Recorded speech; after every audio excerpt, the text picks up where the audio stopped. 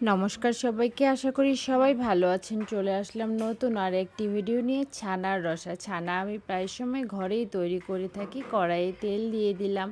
আজ নিরামিষ ছিল, তাই মনে করলাম ছানার তরকারি করে ফেলি। তেলে সামান্য হলুদ, লবণ, মরিচ গুঁড়া দিয়ে ছানাগুলি এক এক করে দিয়ে দিলাম আর লাল লাল করে ভেজে ফেলবো। উপর থেকে ছানাতে যদি আমি হলুদ মরিচ গুঁড়া দিতে যাই তাহলে পারফেক্টভাবে লাগে না, আর এভাবে দিলে খুব সুন্দর হয়ে যায়। ওই তেলেই আলু দিয়ে দিলাম আমি। হলুদ, লবণ, মরিচের গুঁড়া তো দেওয়াই আছে, আর ঢাকনা দিয়ে ঢেকে আমি ভেজে ফেলবো।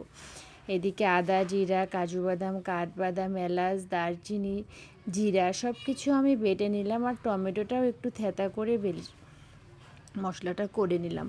আলুটাও এদিকে লাল লাল করে ভাজা হয়ে গেছে। আমি ওই কড়াই তেলেই পাঁচফোড়ন, তেজপাতা, শুকনো মরিচ সম্বার দিয়ে বেটে রাখা মশলাটা দিয়ে তেলটা খুব ভালো করে কষিয়ে নিলাম।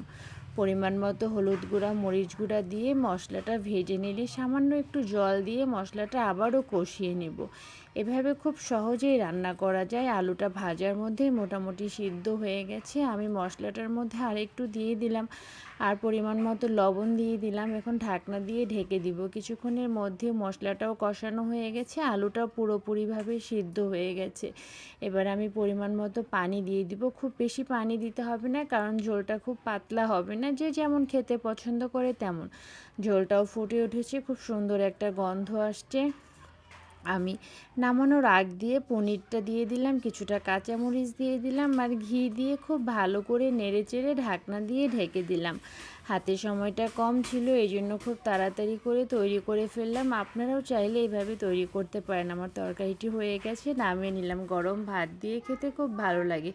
ভিডিওটি ভালো লাগলে লাইক, কমেন্ট, শেয়ার করে পাশে থাকবেন।